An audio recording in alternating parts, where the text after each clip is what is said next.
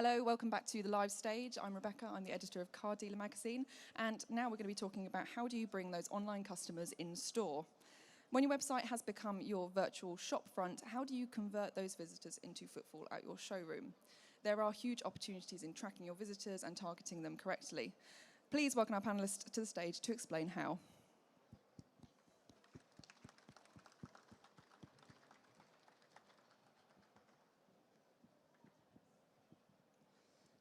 Hello, everyone. Hello. So to my left, I've got Rebecca Sides, who's General Manager for MercedesBenz Inchcape. She's developed an online brand for herself and the business to capture buyers online and bring them in store. Then next to her, we've got Operations Director at Imperial Cars, Neil Smith, who works tirelessly to maximise all that information on his website. Supposedly, he tells me all the time. Then we've got Max Stolton, who is Industry Manager at Google, and I'm sure he'll be offering some great insight into how you can make those online buyers come in store. And on the end, we've got Brett Ward, who is Head of Retail at iVendi, and was previously in charge of marketing at Harwood's Group, so he knows about getting those customers in store. Yes? He hasn't even got his mic. Come on, Brett. So firstly, to all of you, would you agree that bringing in customers in store is vital, or can you do everything online? I suppose I'll kick this one off. Having been the social media guru, I suppose, for Inchcape over the past few years, I think, to be honest, that customers in store, there'll always be a presence for that. There'll always be a need. We have seen such a change in the customer market over the years that I've been in the industry, which is 10 years now with Inchcape Mercedes-Benz. And people ask me a lot with regards to how do you try and merge the two together with the online presence and customers in store. But I think from a retailer very much at the sales forefront of things, it's so important to still have that customer interaction and to have that one-on-one dealing with the customer rather than the cold, informal presence of the internet. Yeah, I'd agree. I think for us, it's still, it's about touching the bonnets, looking at the cars, getting the touch and feel, understanding the cars. But what we do online is really just build confidence in not only us as a used car dealer, but in the product itself, and give everybody as much information as possible at that point, which will then hopefully convince them to come and look at the car. And that showroom visit is still very important, especially in our part of the market. Agreed. Very difficult to build upon that, but I think it's a face-to-face selling process still, and people want to be confident in the decision that they're making. It's a high consideration purchase, it's a lot of money, and so being able to see that and have that interaction with your salesperson, I believe, is still critically important where we are today. What would you say, Brett? Yeah, as you say, I've kind of been and done this retail side and manufacturer side, and now working with iVendi. It's massively important to create and generate leads and get them into the showroom, and the showroom still have a major part to play. But I think you need to start letting the consumers create their own journeys as well. The great bit about online is that you can watch what they're doing and react to it and gain insight from it and make business decisions based on what your customers are actually doing, as opposed to reading reports of accounts. Conversion rate optimization for websites, again, is hugely important and probably not done enough in our industry. Allowing people to commit and submit data to you is hugely important. What would you all say is, so I'm a customer, I've gone onto your website, what's the main thing that brings me into the dealership? For us, it's the level of information we put out there on that vehicle. So we'll do 40 images, 360 external spin, 360 internal spin. We publish all the documentation. We put third-party reviews up there of the vehicles, part exchange valuations on the vehicle details page, finance illustrations. So we don't really want the customers ringing us or emailing us with questions. If there is going to be a question, it is that car still available? I want to come and buy it. So the journey now for us is getting the customer to commit in their own head to purchasing that vehicle before coming on site. But when they do come on site, it's down to us to let them buy that car. So generally what we say now in our business is that the sales team that we have, all they can do is bugger it up, really. Because that customer is coming in to buy a car. Yeah. And if they walk away without buying that car, then we've done something wrong. Because they've made that decision at the point of all their research, their 3 months online, their 900 touch points. And if we've done our job right, and it goes back to product, price, placement, position, if the product's priced right, if it's displayed and presented right, then that customer is coming in to buy the car. So you don't think people ever come to your dealership to just look at it and see if it's actually as it was? I think the difference there, to be honest, is the time-sensitive nature of people nowadays. Your customers can be all-encompassing. It can be from somebody who's self-employed, runs their own business, very time-sensitive, or it could be somebody who's leisurely looking for a vehicle as a second car for their home. And I think from the dealership point of view, you so often find now that the customer's journey is very different to how it used to be. And when I say used to be, I mean even 6 months ago. But looking back to 10 years ago, it was such a different marketplace. It's actually incomprehensible to look back to that long ago. But the customer's journey now, as opposed to starting in a dealership, it can actually be the tail end of their journey that they come in, or it can be the beginning or the middle or the end, rather than that used to process that you used to see, that step walk, which I'm sure we're all very familiar with, sitting up here on the panel. But now when they come into the dealership, what they're really looking for, I suppose, is that point of the financial transaction. They're coming in to discuss finance options because nowadays, of course, purchasing methods are so different. Most people tend to finance now, which gives us that ever-changing cycle of customer because the end of contract means that they're constantly coming back into your business. But I think the biggest thing is it's either dependent on what purchase that and what need that car is fulfilling, dependent on the time that they'll come with you. And also, I really do think that there's a crux around the financial point, that exchange of money. I was going to direct that down to you, Brett, because we've been hearing that more customers want to do all the finance part online. How easy is that to do now? Really quite simple if you've got the systems in place. There's a huge amount of the AM100 now that have got online finance calculations. You've also got direct straight into lenders so they can get instant decisions back through. So the customers can now come on and do that journey. The white paper that we released yesterday, I think it's 55% now. People are happy to buy finance online. So if you're not facilitating that, then you probably really should be. So anyone who's not getting on board and having calculations on needs to be looking at it quite soon, because that's what the customers are wanting. We see that in everything that comes through.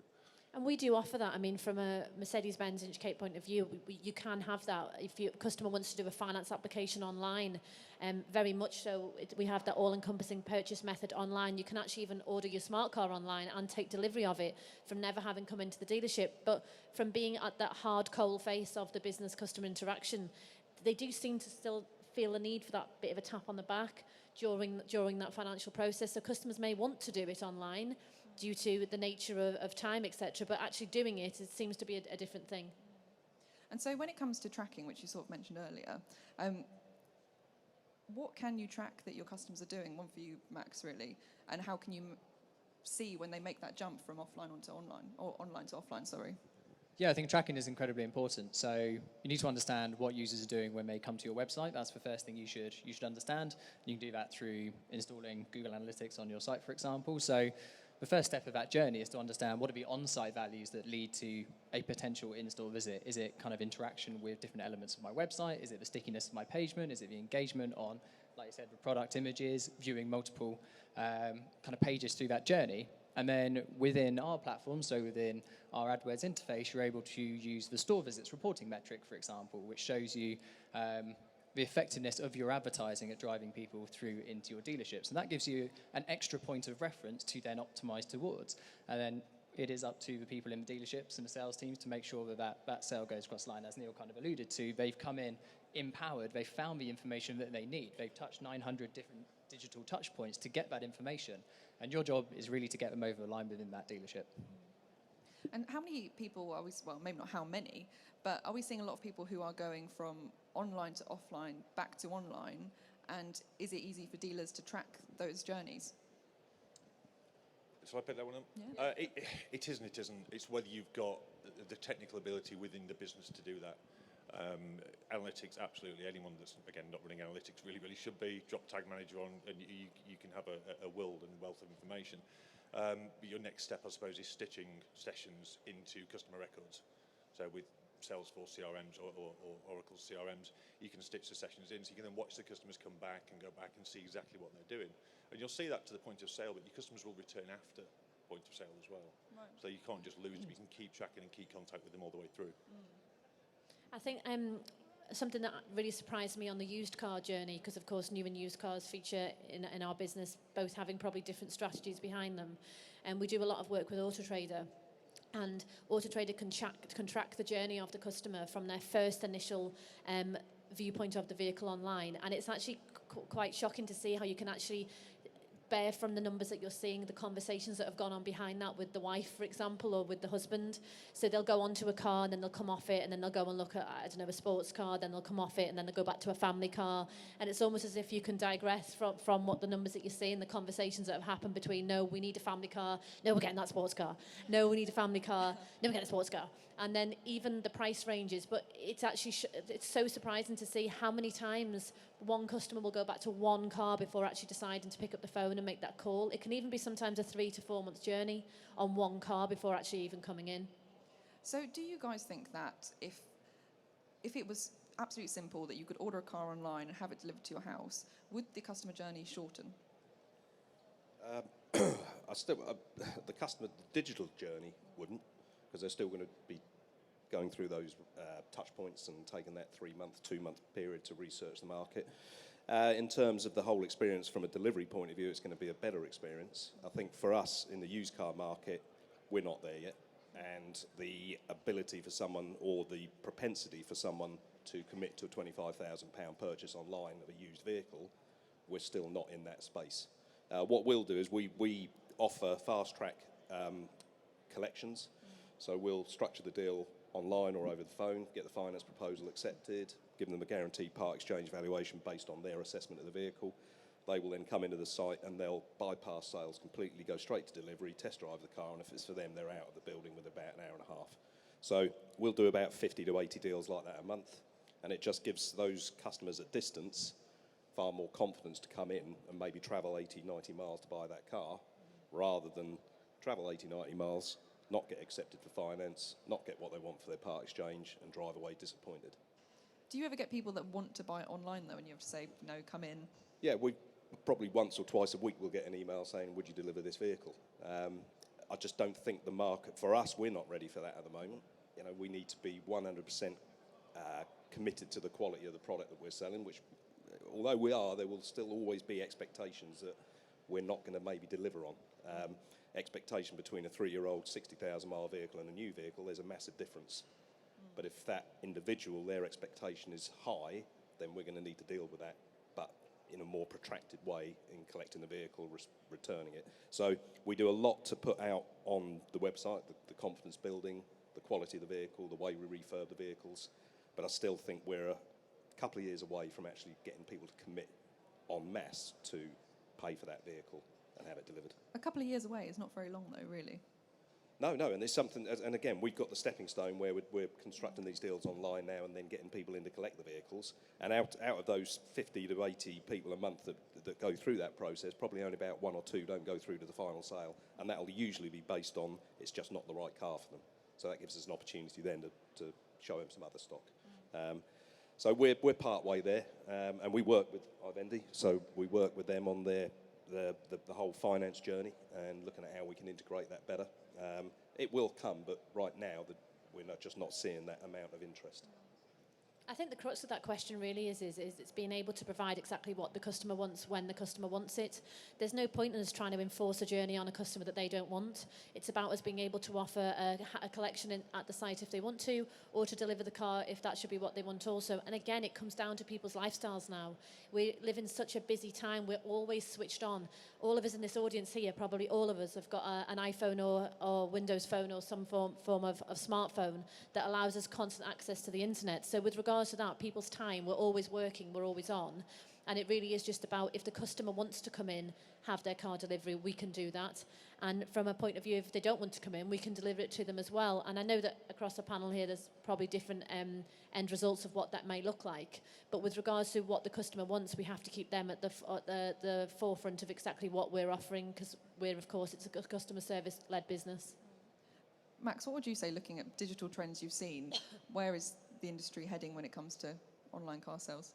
I think it's probably worth looking at other industries and looking at other areas where, you know, medium to high consideration items are starting to be kind of easily purchased online. I think really what you need to keep in mind is what is most convenient for that consumer, because that's what they're going to ultimately be seeking out. They're used to these kind of frictionless, smooth, easy experiences. We all get frustrated when we're filling long forms, when, you know, you're giving over lots of information, you're just not finding the information that you need.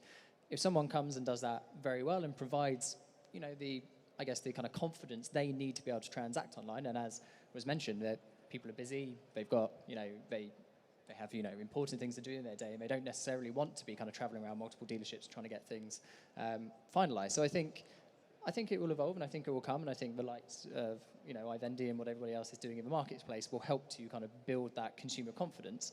But I think as a category, it's not quite there yet, but it's a job of kind of everybody in the room to give that confidence to consumers, and then they will naturally gravitate to the easiest purchase method that is right for them. Some will still come in store, some may be happier to do it online. And it's obviously not just about your website, is it? People are coming from all over the place, whether that just be Google search, from social media, like your YouTube videos, I'm sure bring people in. How do you get people to transition from seeing something on social media to being in your dealership?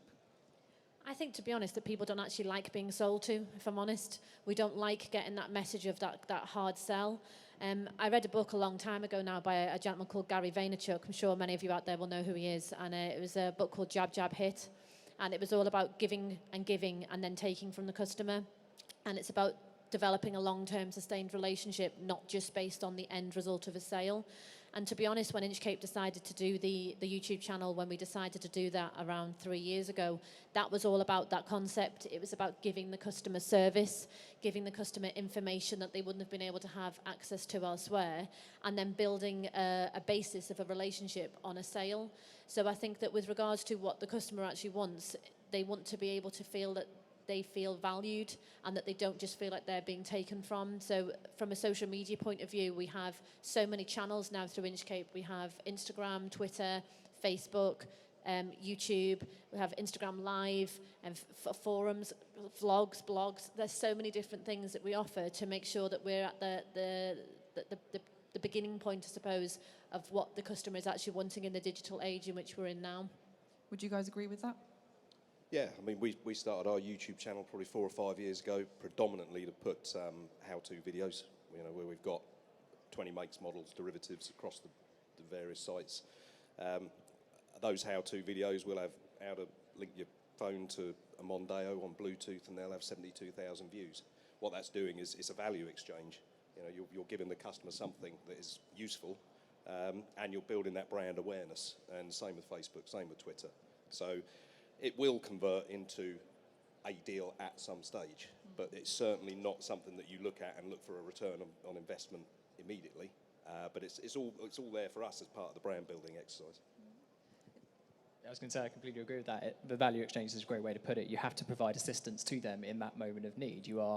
They've come to that platform or that digital area for information, for advice to help them make a decision. So if you're pushing sales and promotional messages to them when they're not ready for it, then they will continue searching and looking elsewhere, and when they are ready for it, they'll be more receptive. Yeah, totally agree. You need to give the customers what they want when they want it, and make it slick and agile for them. Let them choose. If they're booking a test drive, then the last button they should be clicking when they submit their data is book test drive. If the simplicity of that is not complicated, it needs to be really simple for them. If you do that and offer them simple ways to book things, to come and buy things, and that's great. And when they arrive at the dealerships, to be, I don't know, the phrase pounced on is a horrible thing in the motor trade to be used, but it does happen. People just want help. They want help buying a car, and if they could and they thought they could get away with it, people would just walk in and say, "Can you help me buy a car today? I've come to see this." Because they've done all the prep, they've hit the 900 pages of what they've researched on. They just want some help, and they don't want to be sold to. People don't like being sold to anymore because they don't have to be. It's something we're going to talk about later, but the impression I've got throughout the whole day is that it's not really car sales anymore. It's about customer service, serving the customer, and they will buy the car when they're ready. It's a much longer game. Would you agree with that? It's retail. Car dealerships is one term for it. Retailers is another. And all we're doing is retailing a product that customers want to buy. There's no difference. People like Amazon, with the concerns of Amazon entering the car market, yes, they could, but they're a logistics business, which is kind of what we are. We're providing that. So, I think retail is going to get an awful lot better in the motor trade, and sooner rather than later. And it's almost blurring the lines, aren't we, now, when we've got dealerships within shopping centres where people are shopping for their clothes next to their new car. And that's something that Mercedes-Benz have actively done. Inchcape itself, we did one recently in Liverpool, in Liverpool 1, which is a massive shopping centre. And the aim of that really, it wasn't to actually necessarily sell cars as a predominant feature. It was about to provide customers with an avenue alongside buying their socks or their children's school shoes to be able to go, oh yes, I need to have a look at a car, because that's what a car is nowadays. It's a necessity. The second or third car in your home may be the luxury item for you, but most people now need a car just to travel to work or their A to B. So the whole reason for putting the cars onto the high street was to enable it to become more accessible, so that people don't necessarily see the big daunting building and are scared to coming in. I mean, something that we mentioned a couple of questions ago was about how customers come in and they're almost scared to speak to salesmen or salespeople, and the reason for that is because the reason when you're asked a question if you can have help, what's the first thing that we say? Oh no, I'm just looking. And the reason why people say that is because they've had bad experiences before with salespeople, that they're so put off that they're actually scared to say, well, yes, this is what I'm looking for.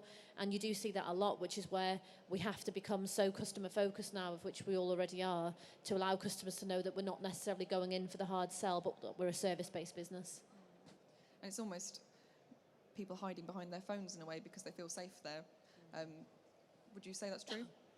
Yeah, I mean, we went on the online journey about 5 years ago. About 3 years ago, we then started to look at the whole sales process on site, completely flipped that on its head. We ask 3 questions now. Have you appointed? Yes, great, okay. The car's there ready for a test drive. Let's just go and do. We've got to go through a few budget questions and bits and pieces for FCA, but then we'll get you out in the car. If they haven't appointed, it's, are you here to see a specific car? Yes, great, we'll get the car out, we'll go and sit down. And then the third one is, no, I'm just looking. And at that point, we do a very quick company sell, leave them to look around for 10 minutes and then go back and revisit. And the hands-off approach, less pressured approach, less structured approach. And really, all we need to do is let that customer buy that car. We don't sell, we're a bit deluded if we think we're selling cars at that point. That point of sale is now back in the digital area. The customer comes in, we just need to let them buy that car, give them, affirm the decision that they've made, and not put any barriers in the way. So I'm going to start with Brett, but what would be your one piece of advice for someone's website if they're trying to bring people in store to sell a car? I'd have to say, Max is here. I have to say Google Analytics. You need to get somebody who can read your data and take insight from it, because you can then make changes and differences to your website and the journey to make it easier. And if you make the journey easier, people will commit and submit data. If they submit data, they'll come in. I couldn't agree more with that. It's really about, like you said, making it as easy and slick as possible for them to find the information they need, so that it pushes them through and then into your forecourts. And that's just by making it slick, seamless, understand the user that are coming through, what is their intent. You're generating, so many signals of intent when they come through to your websites, the type of ads they're clicking on, what they're engaging with, and then what they're actually viewing when they're on your website, allows you to understand more about that customer and allows you to then provide the information they need that then brings them into your dealership. Neil? Yeah, for us, it's always been about giving the customer everything they need on that vehicle details page. So to the nth degree, absolutely everything. Number of owners, whether it was a lease car previously, what the service history is, all the imagery, all the extra spec, the value of that extra spec, and just, as I said, I don't want customers ringing me asking me questions about our cars. They should all be answered. They should be ringing us to come in and buy the car.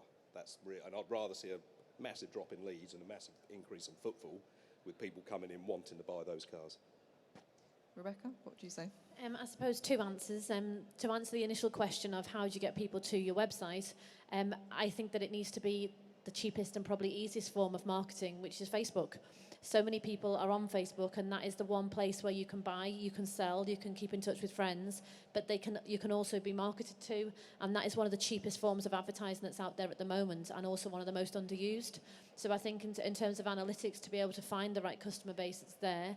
But then once you've actually landed that customer and got them to your website, 100% one of the biggest things is video. Video has absolutely revolutionised car sales. 6-7 months ago, it was normal to have, you'd go and buy a dress for a Saturday night and you'd see the girl walk down the runway in it before you wore it. So you'd get to imagine what that dress would look like. Now we're at a place where it's the same with cars. Not a car obviously walking down a runway in a dress, but you get to see the car in full form exactly what it looks like. So to agree with what the gentlemen have said, it's about making sure that those questions are answered before the customer has to come in, so that any reservations they may have in their mind, they can see the car, they can see a finance example, they can see qualified pictures, and they can see that you're a branded business, looking at Google reviews, etc., to get experience of exactly what the customer journey is like in your business. Fantastic, thank you. Unfortunately, that's all we have time for, but thank you to my panel, and James is going to be back in a bit with our next one. Thank you.